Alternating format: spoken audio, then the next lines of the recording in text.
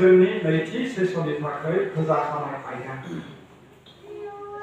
रमिया बे बिजाबखौ थानाव जानाय पौला लिरनाय जादोंमोन। लिरगिरि बेकग्राउन्डखौ जों नायोब्ला पौला सोरमोन जों बिनि एसे थुलमुल मिथिना लानाया गाहाम। पौला बियो थार्सिस नोगोराव बियो सारि जायो आरो जेरुसालेमाव बियो देरो। गामालियेलनि दारै बे सोलोंथाइखौ लादों। स्टेफाननि थैनायखौ बे पौला बे मेगनजों नुदोंमोन। बे खृष्टानफोरखौ थारना खालामग्रा सासे दुथां गोसोनि मानसिमोन। दामास्कासनि लामायाव बियो गोसो सोलायदों, ख्रिस्ट'खौ मोनदों आरो ख्रिस्ट'नि थाखाय हाबा मावनो जिबनखौ गथायदों। बियो सेथि, नैथि, थामथि मिशनारि दावबायदों आरो फोरबोनि हाबाखौ बियो मावदों। आरो रमारिनि बिजाबखौ बियो बिनि थामथि मिशनारि जार्निनि समाव बियो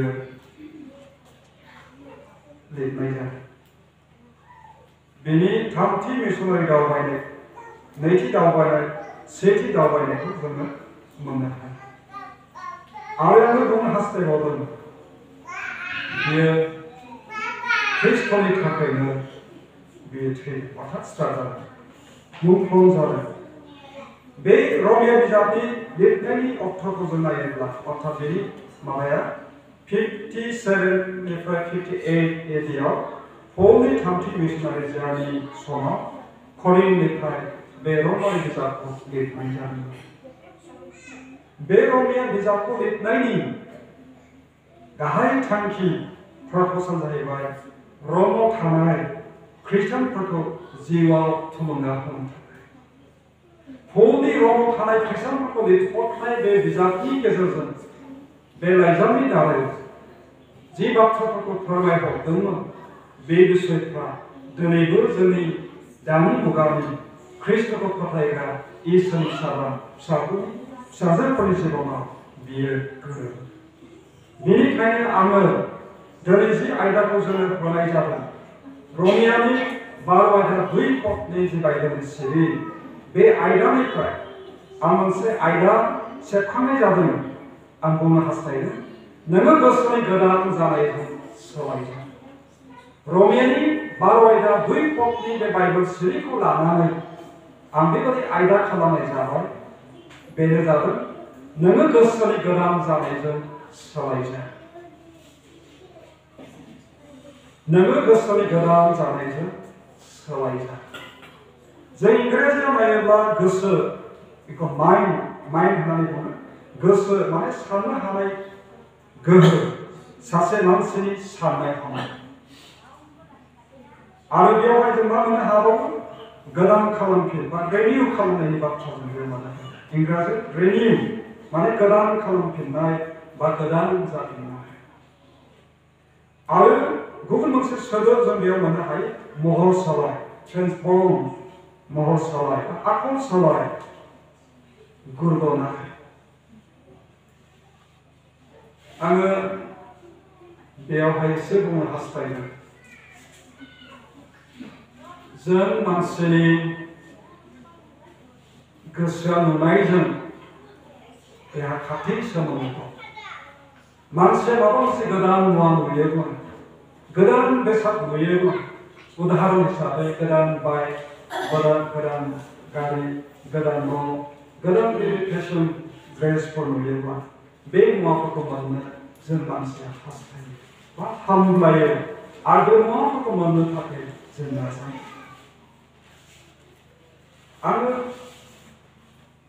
बे मानसिनि गोसोनि बाथ्राखौनो आं लानानै बुंनो हास्थायबावदों।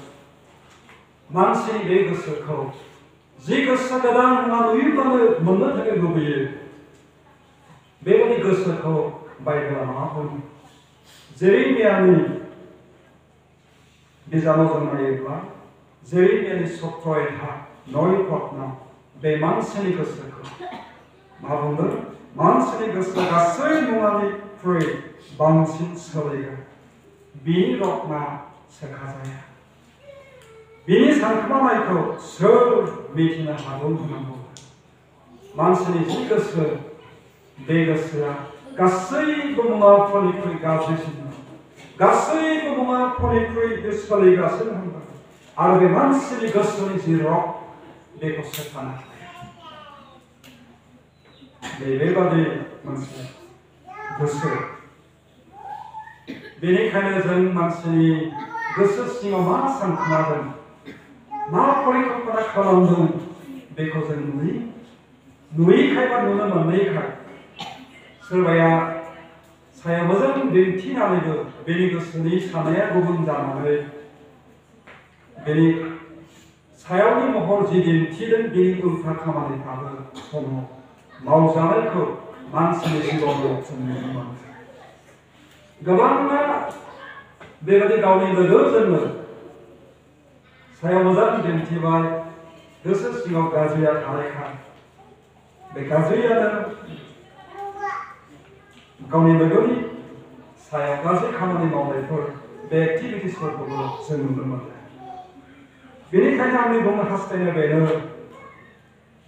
जेरैबायदि सत्र एधानि जे नैतिकनि बाथ्रा मानसिनि गोसोआ बेयो गासै मुवानिफ्रायबो बांसिन सोलायग्राखाय बे मानसिनि गोसोनि रगखौ सोखानो थाखाय बे कठिनखा सोखानो हायाखै सायाव मोजां नुदोंब्लाबो गोसो सिङाव बे गाज्रि सानखोमायोखाय नैबेबादि गोसोखौ बेबादि माइन्डखौ सोलायजानो थाखाय पौलआ परामर्श बेनिखायनो पौलआ बुंदों गोसोनि गोनां जानायजों सोलायजा 2 पइन्ट मानसिया बेबादि गोसो दङखाय बे गोसोखौ लानानै मानसिया गाज्रि गोसोनिफ्राय ओंखारनानै बेबायदि बाहेरायाव खामानिखौ मावोखाय पौलआ बेबायदि गोसोखौनो बेबायदि माइन्डखौनो सोलायनो थाखाय बियो थोनो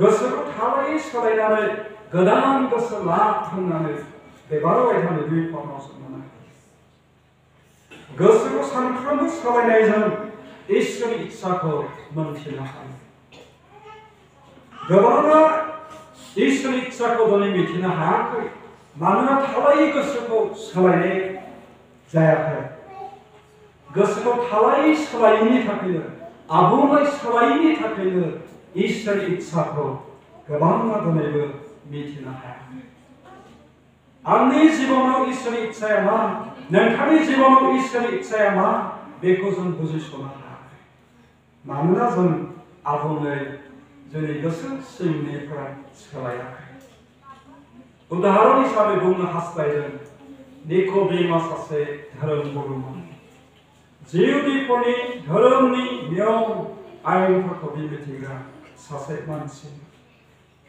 जिसु ख्रिस्ट'नि खाथियाव जेब्ला बियो मोनसे हराव फैयो जिसु ख्रिस्ट'जों जेब्ला बियो मोगा-मोगि जानानै रायज्लायो निक'डेमखौ जिसुआ थोंगोरै थांखिनानै बुङो ज'हननि 3 अध्यायाव जों फरायोब्ला 1निफ्राय 12 पदआव जों मोनो ज'हननि 3 पदआव जिसुआ थोंगोरै निक'डेमखौ बुंदोंमोन नंथारगौयै आङो नोंखौ होनो गोदानै सारि जायागौमानि रावबो इसोरनि रायजोखौ नुनाय नङा गोदान जोनोमनि बाथ्रा निक'डेमजों जिसुआ रायज्लायो निक'डेमआ धोरोमनि खामानिफोरखौ मावदोंब्ला आयेननि बाथ्राफोरखौ मिथिगौब्ला समाजनि गेजेराव मान सन्मान होजानाय सासे व्यक्तिब्ला जिसुआ निक'डेमखौ बुंदों नोङो गोदानै जोनोम जायागौ गोदानै जोनोम जायाब्ला नों इसोरनि रायजोखौ नुनाय नङा इसोरनि रायजोआव नों हाबनो हानाय नङा निक'डेमखौ जिसुआ थोंगोरै बे बाथ्राखौ बुङो बेनिखायनो गोदान जोनोम गुरबानाय जिबन सोलायनाय जिबन सोलायनाय गोसोआ जोंनि जिबनाव थानो नांगौ आरो बेखौनो मावजानो थाखाय पौलआ लाइजामनि गेजेरजों रमाव थानाय फोथायग्राफोरनो बे परामर्श बानजायनायखौ हरदों सोर सोलायजानांगौ बा सोर सोलायनो नांगौ बाइबेला जोंनो मिथिहोयो पापीफ्रा सोलायनो थाखाय नांगौ गाज्रि गोसो आरो गाज्रि आखल आखु गोनां मानसिफ्रा सोलायनो नांगौ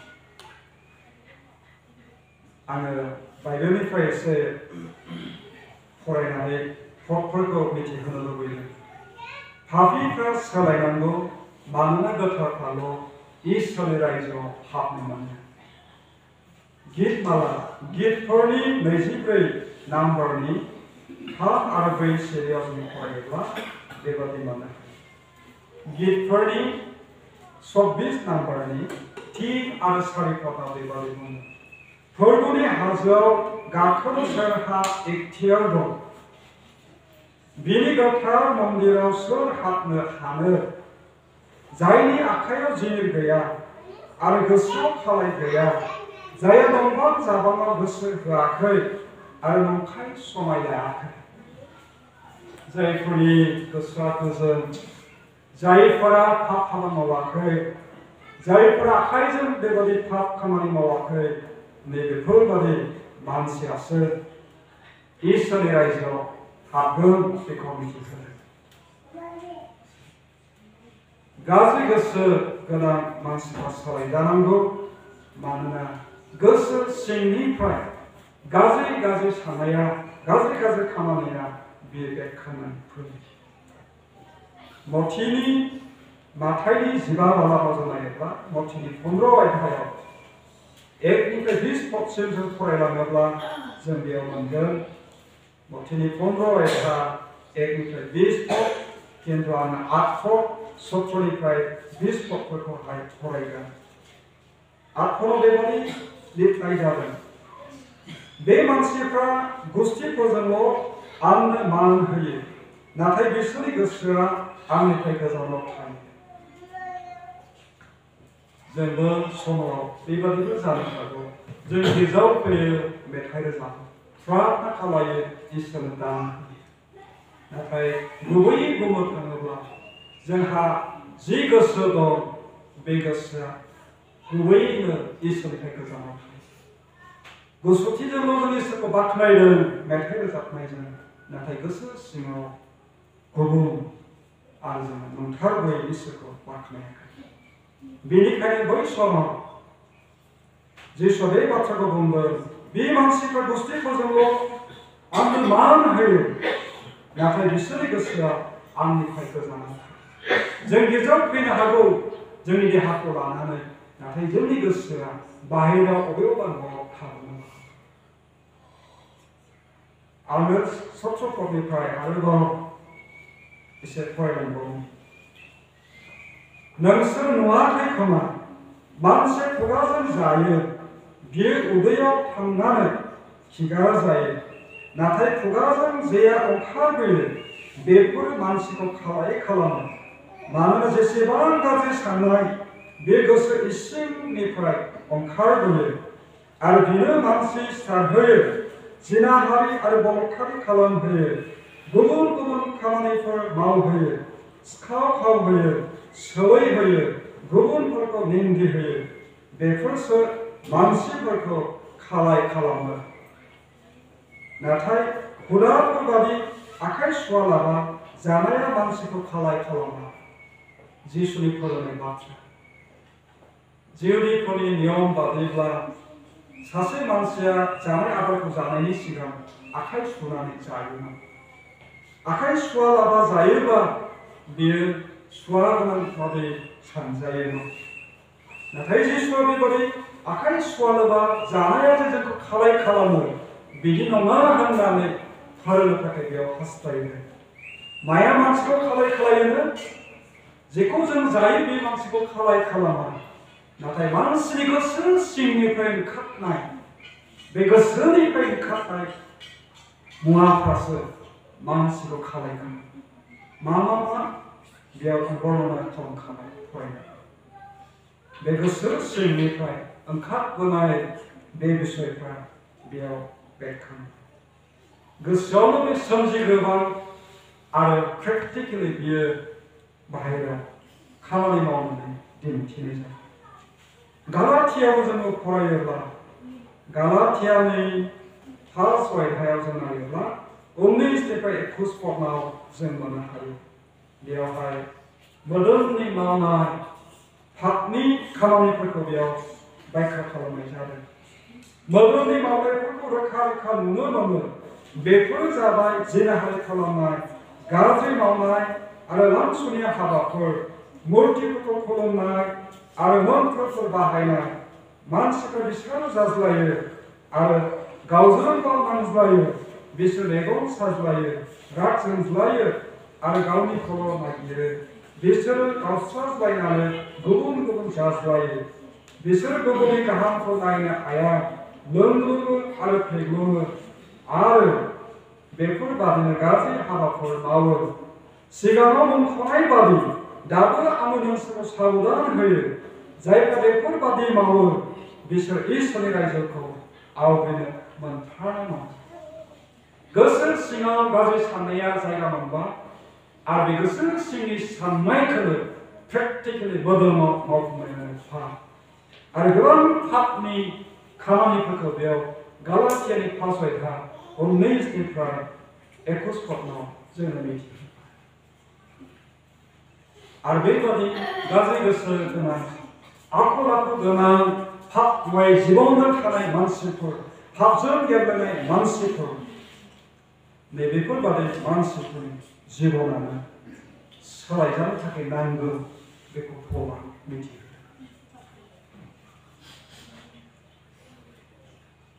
मथिनि 5:8 बेनिखायनो बाइबेलाव गोसो गोजों गोनांफ्रा बोर होजाग्रा, मानोना बिसोरो मा? जायफोरनि गोसोआ गोजों बिसोर बोर होजाग्रा, बिसोर इसोरखौ नुनो मोनगोन।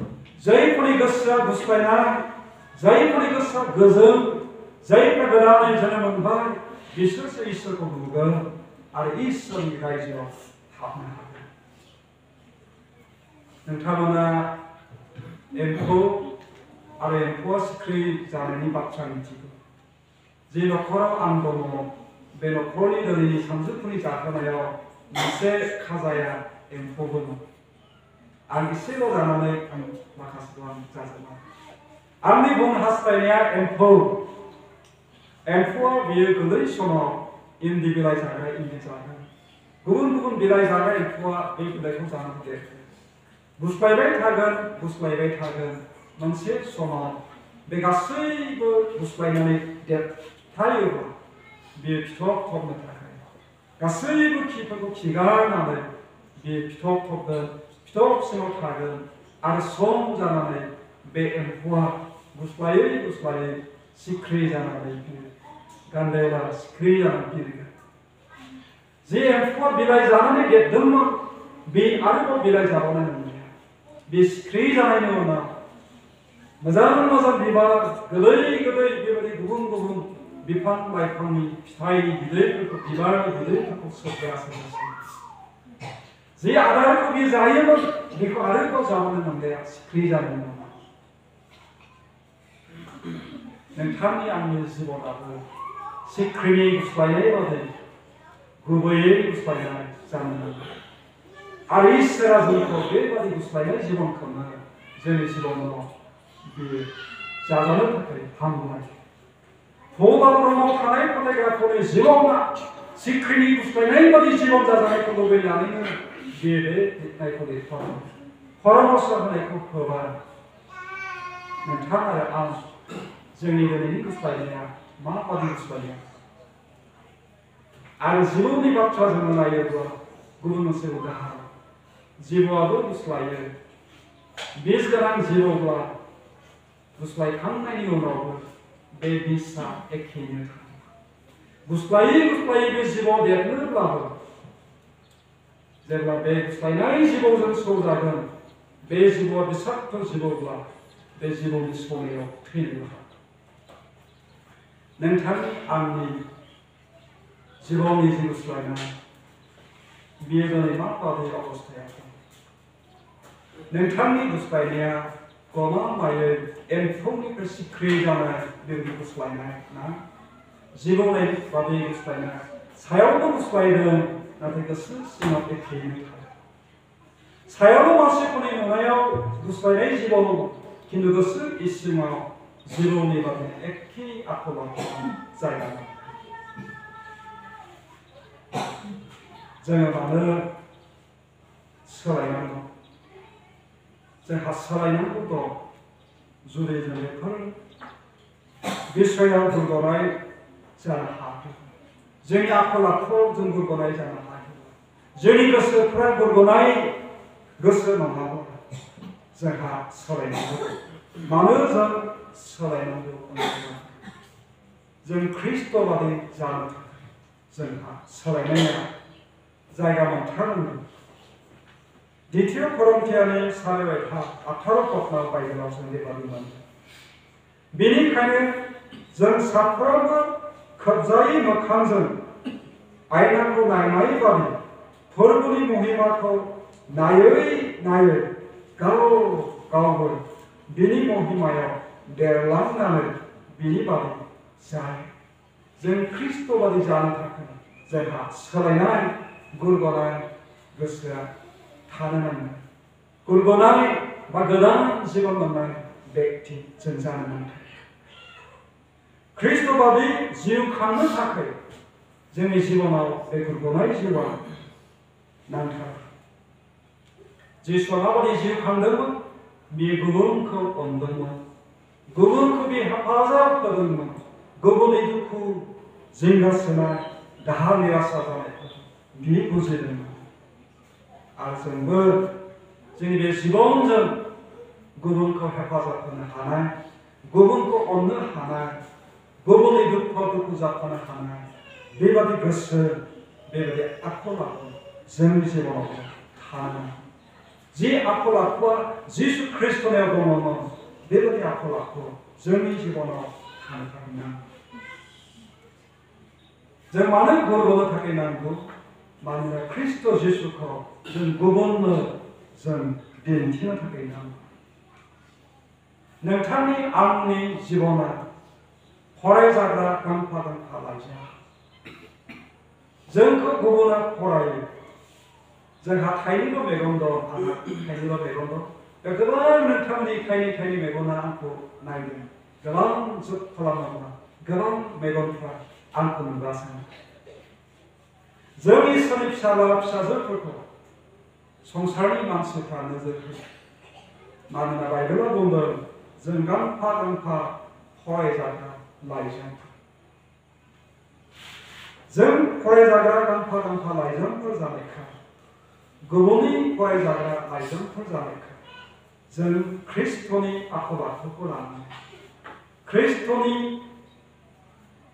फोरोंनाय बाथ्राफोरखौ मानिनानै धोरोमिया जिबन जापन खालामनायजोंसो गुबुनजों मोजां गांफा गांफा लाइजाम जानानै फरायजाग्रा व्यक्तिफोर जायो।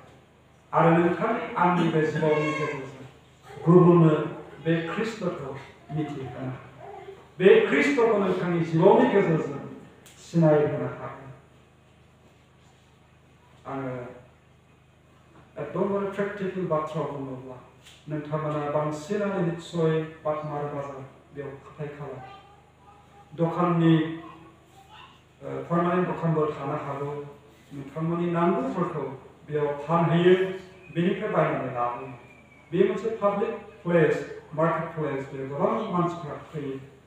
जुदि नोंथाङा ख्रिस्ट'नि बोसोनखौ मानिग्रा जानानै धोरोमिया जिबन जापन खालामनानै जिउ खांग्रा सासे इसोरनि फिसा हिसाबै जुदि सोलिबाय थायो, बे गोबां मानसिफोरनि गेजेराव बे बाजाराव दखान खालामोब्ला, बेयाव फानहैयोब्ला, बुस्थु बायनानै लाबोयोब्ला गुबुनफ्रा नुगोन, गुबुन मानसिनिख्रुइ उमुखाया उमुखिया गुबुन थारलै, गुबुन थारहाय, गुबुन बादि नंथारा होननानै बेखौ सिनायनो हागोन।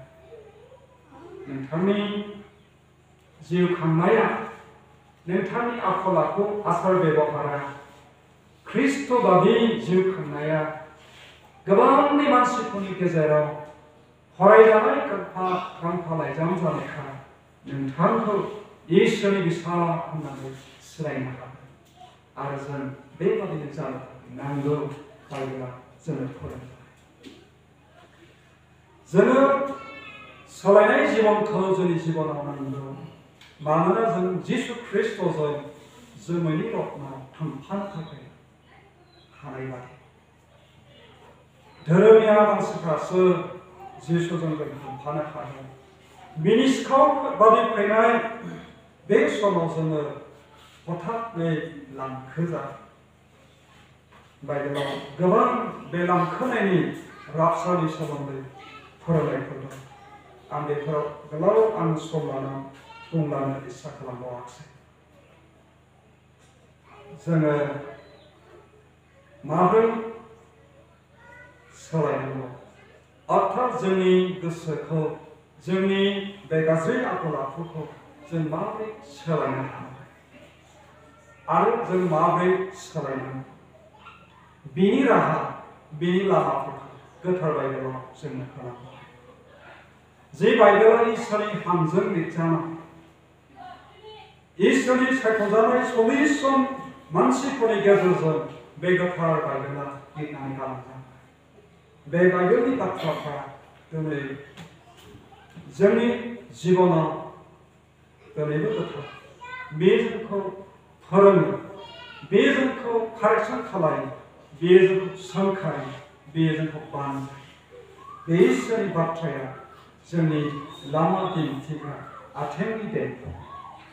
बेनिखायनो जोङो माबोरै जोंनि बे जिबनफोरखौ सोलायनो थाखाय हागोन? राहाया बेनो जाहैबाय गोसोखौ गोदान खालामनायसै। सोरगोनि बाथ्राफ्राव गोसो होनायसै। कल'सियानि 3:2 बेबादि जों बाइबेलाव मोनो। बे संसारनि बाथ्राफ्राव गोसो होआलाबानो सोरगोनि बाथ्राफ्राव गोसो होदो। सोरगोनि बाथ्राफ्राव जेब्ला गोसो होगोन, जेरावनो जोंनि गोसो, जेरावनो धोन, बेयावनो नोंनि गोसोआव थायो होननानै बाइबेलाव बुङो। आरो बे कल'सियानि 3:2 जों बेखौनो मोनबाय। बे संसारनि बाथ्राफ्राव गोसो होआलाबानो, नंबां जाबां बाथ्राफ्राव, नंबां जाबां खामानिफ्राव गोसो होआलाबानो सोरगोनि बाथ्राफ्राव गोसो होनायजों जोङो गोसोखौ सोलायजानो थाखाय नांगौ। आरो बेबादि जों सोलायनो हायो। इसोरनि बाथ्रायाव ध्यान खालामनायजों, इसोरनि बाथ्रा खोनासंनायजों, आरज खालामनायजों आरो आत्मिक सहभागिता लानायजों जोङो जिबनखौ सोलायनायाव लाबोनो हायो। अबेबा मुवायाव जोंहा बाहायै एडिक्ट जाबायब्ला, एडिक्सना जायगा मोनबायब्ला, बे खामानिखौ नागारनो थाखाय गोब्राब जादोंब्लाबो प्रार्थना खालामनायनि दारै, इसोरनि बाथ्रानि दारै, आत्मिक सहभागिता लानायनि दारै जों दिनै एसे गाबोन एसे बे गाज्रि आखल आखुफोरखौ, हेबिट जानाय, एडिक्ट जानाय बे मुवाफोरखौ जों नागारनो थाखाय हागोन इसोरनि बोलोजों। आदि मण्डलीनि फोथायग्राफ्राबो जिउआरि बिथिङाव देरलांनो थाखाय बे खामानिखौनो मावदोंमोन। बिसोर इसोरनि बाथ्रायाव गोसो होदोंमोन, आरजआव बिसोर नांथाबदोंमोन, आत्मिक सहभागिता बिसोर लादोंमोन। थांना थानायनि 2:42 जों मोनो। दिनै नोंथांनि जिउ खांनाया इसोरनि सिगाङाव माबोरै? गमामायै नोंथाङा नोंथांनि बे गोसो, बे माइन्डखौ दिनै आबुङै सोलायनो हाबायने? नोंथाङा गुबैयै जिबनाव गुस्लायनायखौ दिनै मोननो हाबायने? नोंथांनि थांना थानाय बे जिबनखौ इसोरा मिथिगौ। आंनि थांना थानाय बे जिबनखौ इसोरा मिथिगौ। नुजाहोनाय प्रकाशित बाक्यनि 2:2 इफिसियास मण्डलीनो इसोरा आखुनि गेजेरजों बे बाथ्राखौ मिथिहोदों। बेयाव लिरदों, नोङो मा मावदों बेखौ आं मिथिगौ। नोंथाङा दिनै मा मावनानै दं बेखौ इसोरा मिथियो। 4:5 बेबादि लिरदों, सिगां नोङो आंखौ जेरै अनोमोन दा बेबादि अनलिया। साननानै नाय नों बेसे एन्सर्टखो। नों गावनि पापफोरनिफ्राय गिदिंफिन आरो सिगां जेरै मावदोंमोन बेबादिनो मावफिनदो। नोंथाङा मा अबस्थायाव दं? नोंथाङा मा मावनानै थांनानै थागासिनो दं? बेखौ इसोरा मिथियो। जुदि नोंथाङा माबा मोनसे जाहोननि थाखाय फोथायनाय जिबनाव इयुन जानानै गोग्लैनानै दङ। बाइबेला बुङो सिगां नोङो आंखौ जेरै अनोमोन नों आंखौ अनफिन। नोङो सिगां जि खामानिखौ मावदोंमोन आंखौ मोननायनि उनाव बे खामानिखौ नों मावफिन। नुजाहोनाय थिनिवाथा एक पटनि गाहायसिन सार्भिस मण्डलिनो लिरहरनाय बे नों मा मावदों बेखौ आं मिथिगौ। नों गोथारै दं होननानै मुंदांखा जादों, नाथाय नोङो गोथै। गेदेर बाथ्रा। नोङो मा मावनानै दं बेखौ आं मिथिगौ। नोङो देहायाव गोथारै थानायखाय आं गोथारै दं सानो हागौ, नाथाय गमामायै नों गोथै। जिउआव गोथैखौ बेयाव बुंनाय जादों। थिनि खना बुंदों नोङो सिरि मोननानै थायाब्ला आं सावबादि नोंनियाव फैगोन आरो आं माब्ला फैगोन बे समखौबो नों मिथिस्लाबनाय नङा।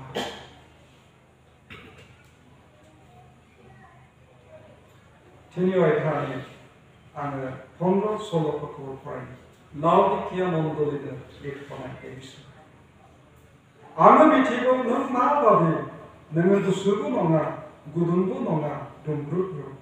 नोङो गुसु एबा गुदुं जाब्ला हामगौमोन, नाथाय नोङो दुंब्रुदबो गुदुंबो नङा गुसुबो नङा। बेनिखायनो आङो नोंखौ गोबायावनो गारगोन।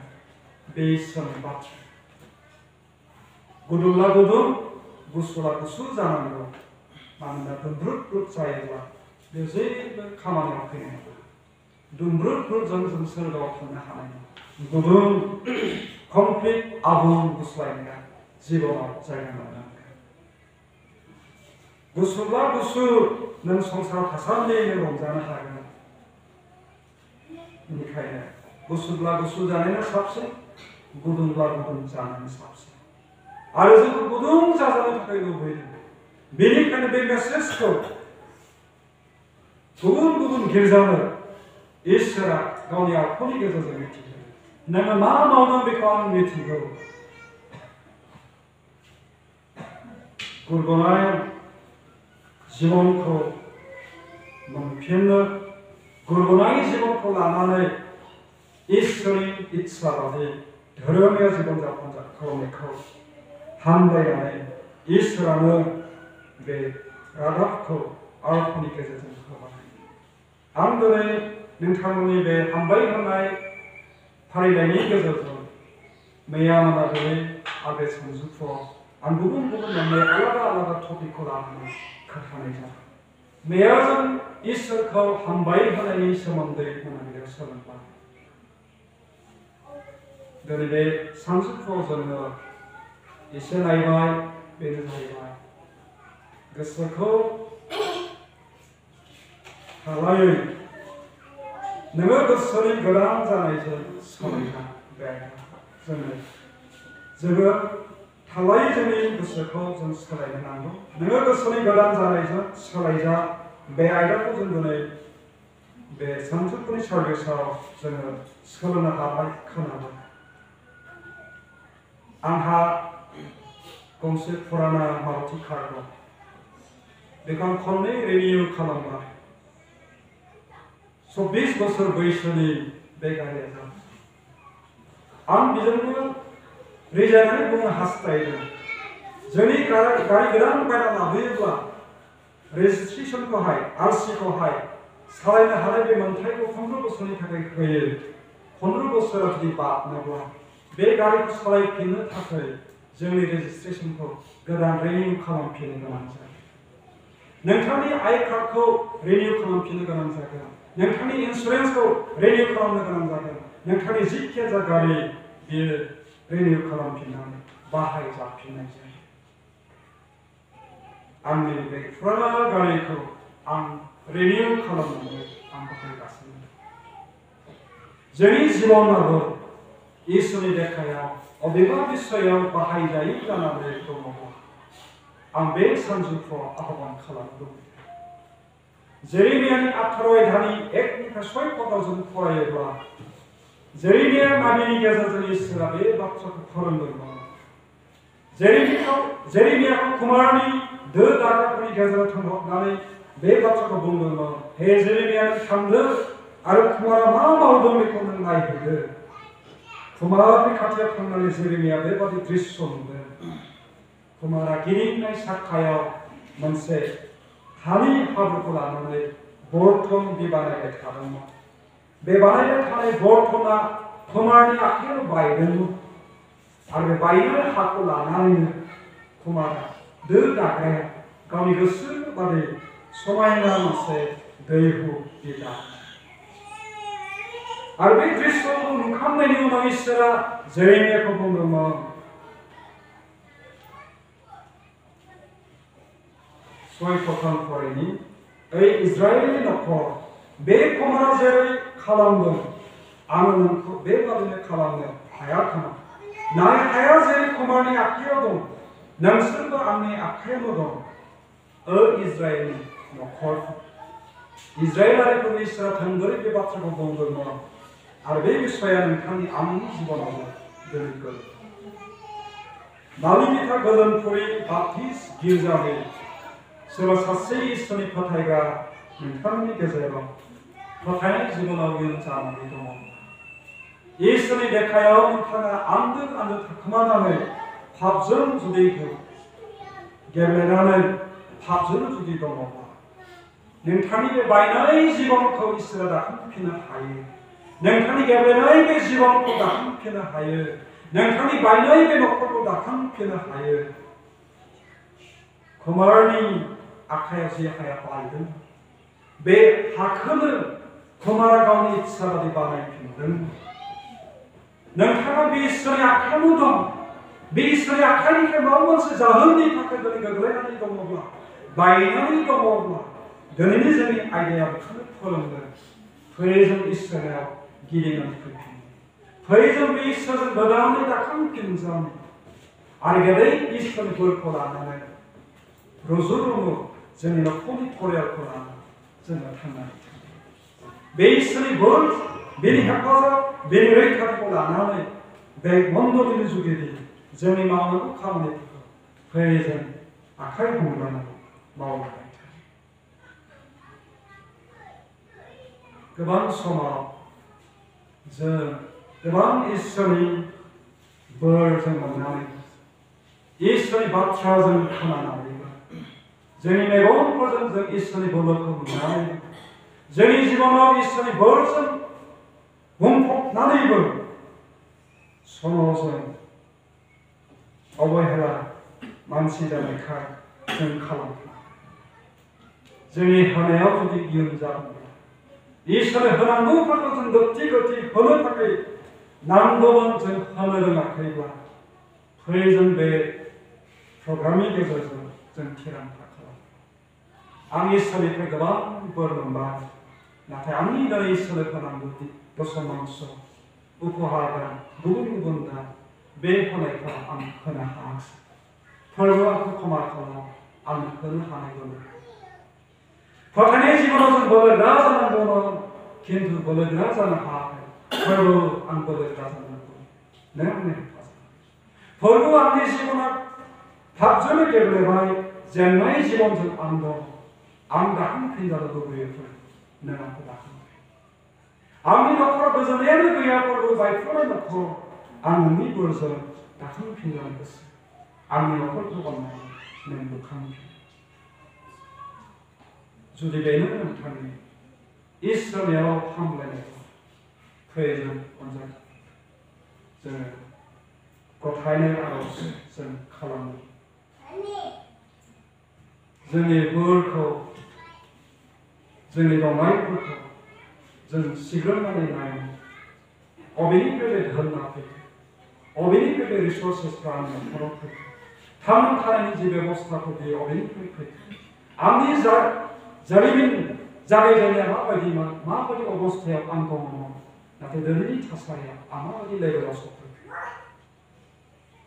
그 테이스하게 넷세이 박차야 전 보면 배 레벨이 사이소 위탈 그 토비 그 토하이 비니 그 야동 저 극타에 허리가디 코 बे दैयावहाय सायाव थाब्ला बे गोदोआ दै हाजार सल' बे गोथै सागोर गोजा सागोर गुबुन गुबुन सागोर बे हलिउडआव आं बेरायनो मोननायखाय आं जिबनाव बे गथ'जों गोथै सागोरा गुबुन गुबुन दैनिफ्राय दैमाफोरखौ बियो नाजावो गुबुन गुबुन दैमाफोरनिफ्राय बे सागोरा मोननो दै खिन्थु बे गोथै सागोरनिफ्राय खुनु मोनसे जायगायाव बियो आरोबाव हगारफिनो बे नाजावो गुबुन बियो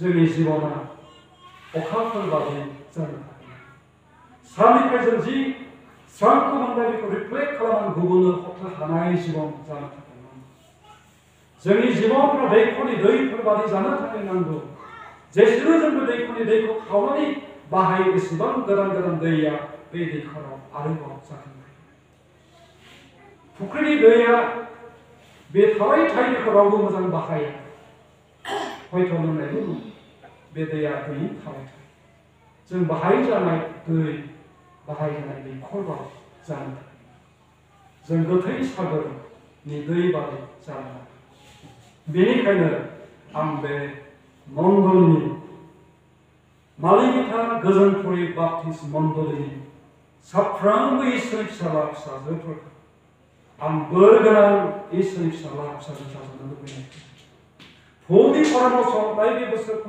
बोसोनफोरखौ गोथि मानिना सोलिग्रा जाजानो लुबैनायखाय आं दिनै बे परामर्श बे बोसोनखौ गालांनो हास्थायो दे जों कमप्लिट गुरगुनाय जिबनखौ लानानै जों थांना थायो जोंनि बोथोर परिस्थिति परिबेशआ गाज्रिनिफ्राय गाज्रिसिन जाबोगासिनो दं बेबायदि गिलु बालु थासारियाव नोंथां आरो आं जों इसोरनि हेफाजाबजों फै आर'जआव नांथाबनानै फोरबोनि फैफिननाय बे समखौ नेनानै थाबाय थागोन जों फोरबोनि बोसोनखौ मानिग्रा जायो बे इसोरनि इच्छाखौ जों मिथिग्रा जायोब्ला बाइबेला बुंदों सिगां इसोरनि रायजो आरो बिनि धोरोमाव नागिरगोन अब्ला बे गासैखौबो फोदेरनाय जागोन जों आत्मिक जिबनाव बोलोगोरा जानो हागोन शारीरिक बिथिङावबो सोलोंथाइ बिथिङावनो होन थाखा फैसा आर्थिक अबस्थायावनो होन गासैबो बिथिङाव बे इसोरा जोंखौ फोजोबो मानोना हुदा बिजाबनि 8 जायगायाव जों फरायो 1 पदनिफ्राय फरायलांदों 13 पदसिमाव बोसोन मानियोब्ला बे खर' खालामगोन लानजाय खालामनाय नङा नाथाय बोसोन मानियैफोरनि सायाव नैबे बे सावा गोग्लैगोन होननानै बेयाव साबधान होनायफोर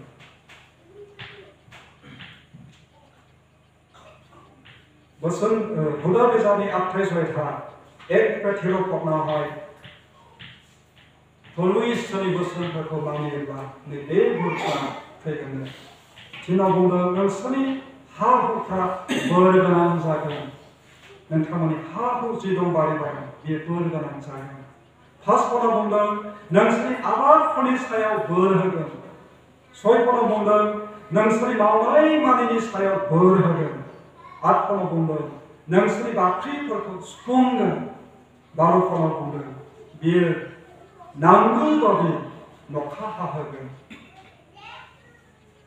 बे इसोरनि बे समाय लानाया नोंथांनि जिबनाव नोंथांनि नखराव थाथों जों बयनिबो जिबनाव थाथों आरो बे इसोरनि बोरखौ बे इसोरनि जबान लाखिनायखौ जों माबोरै मोनफुंगोन जेब्ला जों मानिग्रा जागोन इसोरनि बोसोन मानिग्रा जागोन जेब्ला जों गुरगुनाय जिबनखौ लानानै जिउ खांगोन गोजोननाया जोंनि गोसो सिङाव थागोन इसोरनि रंजानाया जोंनि नखराव थागोन आरो बे इसोरनि बोर इसोरखौ मोननानै जे रंजानाय बे जोंनि नखराव थानायखाय जोंहा दुखुआवनो फैथों सुखुआनो थाथों गासैबो समाव जों इसोरखौ धन्यबाद होनो हागोन अब्ला जेब्ला थानाय समावबो इसोरखौ धन्यबाद होनो हादों मानोना पौलआ आबुङै जिबनाव बेयो सोलायनाय मोनदों आबुं गुरगुनाय जिबनखौ लानायनि थाखायनो जोबथेसालियाव थानो गोनां जाब्लाबो बेयो रंजानो थाखाय हागोन नोंथां आरो आं जोङो दुखुनि समाव रंजानो हागोन दुखुनि समाव इसोरखौ धन्यबाद होनो हागोन जबबादि जेब्ला जों गमामायै नंथारगौयै जोंनि गोसो सिंनिफ्राय सोलायनाया जायगा मोनो। आफा इसोरा सहाय खालामथों जों बयखौबो आबुङै गुस्लायनो थाखाय एम्फौनिफ्राय सिख्रि बादि गुस्लायनाय जिबनखौ इसोरा जों बयनोबो होथों आरो बे इसोरनि बोरखौ लानानै जों बे संसाराव ख्रिस्ट'नि गांफा गांफा फरायजाग्रा लाइजाम जानानै जों थांना थायो।